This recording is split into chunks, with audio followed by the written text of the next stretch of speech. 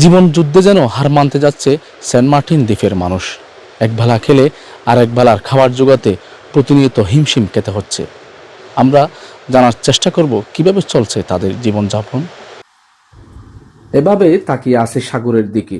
রাত পেরিয়ে সকাল, সব দুঃখ যেন বিলিয়ে দিবে সাগরের মাঝে।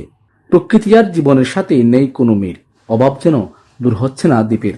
ভাবছে কিভাবে চলবে জীবন, কি বা করবে তাদের পরিবার। আদৌ কি তাদের পরিবারকে দুবেলা খাবার জোগাতে পারবে, সেই চিন্তাই দিশেহারা।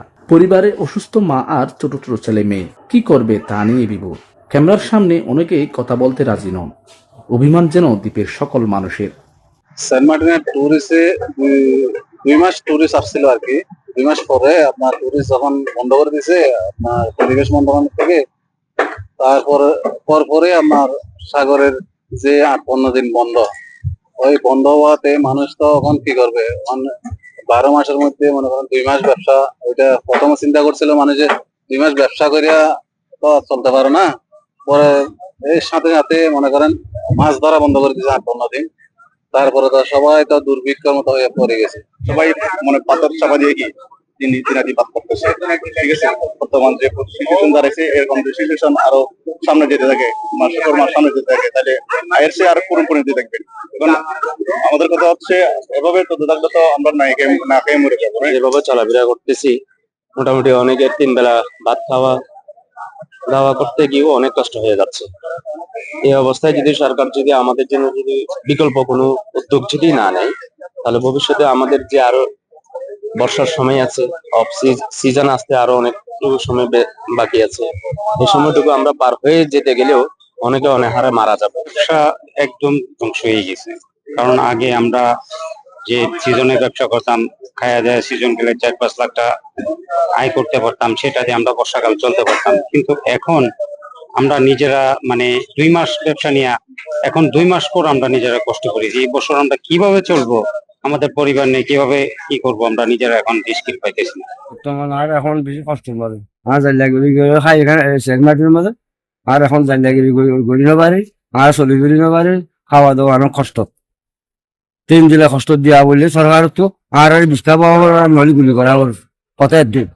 অভাব আর অনটনে দিন কাটছে সেন্ট মার্টিন দ্বীপের মানুষের। পরিবেশকে ফিরিয়ে নিতে সরকারের পক্ষ থেকে বেঁধে দেওয়া হয় বিধিনিষেধ। এখানকার মানুষের জীবিকা নির্ভর করে ট্যুরিজম ব্যবসা আর মাছ ধরা। প্রতি বছর শীত মৌসুমে 4 মাস ব্যবসার ইনকাম দিয়ে চলে পুরো বছর। গেল বছর 4 মাসের মধ্যে ব্যবসা হয় 2 মাস, তাও আবার সীমিত আকারে। এদিকে সাগরে চলছে 58 দিনের নিষেধাজ্ঞা। সবকিছু মিলে কেমন জানি দুর্ভিক্ষের কবলে পড়ছে এখানকার দ্বীপের মানুষ। জাল মারা ফিসিনর আলগরন পরিস্থিতি, বড় বড় গাড়ি নাই। বড় বড় যদি গাড়ি থাকি তো চারিনকে উড়ে আরো চলি পাইতাম। এখন গাড়ি নাই, গাড়ি ঘোড়া নাই, আল গড়ি না পারি। ঘর বাড়ি হয়ে গিয়ে ছোট ছোট ঘর বাড়ি হয়ে গিয়ে আল চাষ জমি বন্ধ।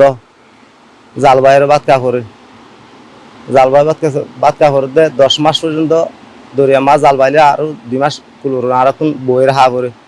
অবস্থাটা বাজে, বেশি খারাপ।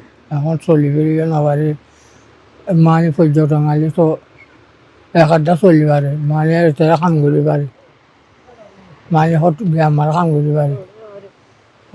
চলি খাইতে হলে তো বেশ কষ্ট। এখন মাছ কিনে আনি পারি, ভাত কিনে আনি পারি, 10 টাকাই।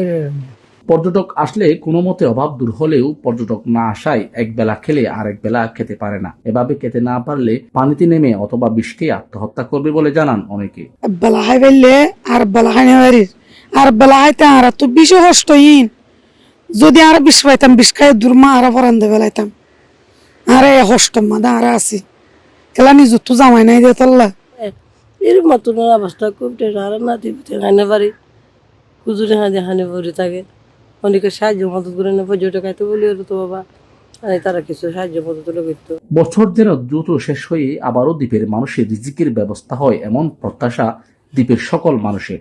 সাগরে 58 দিনের নিষেধাজ্ঞা চলছে, আবার অন্যদিকে ট্যুরিস্ট ব্যবসা বন্ধ। সরকারের পক্ষ থেকে বেঁধে দেওয়া বিধিনিষেধ যেন এখানকার মানুষের জীবনের কাল হয়ে দাঁড়িয়েছে। তাই অতি দ্রুত এই সমস্যা সমাধানের কথা বলেছেন এখানকার দ্বীপবাসী। সেন্ট মার্টিন থেকে মোহাম্মদ মিজানুর রহমান, বাংলাদেশ প্রতিদিন।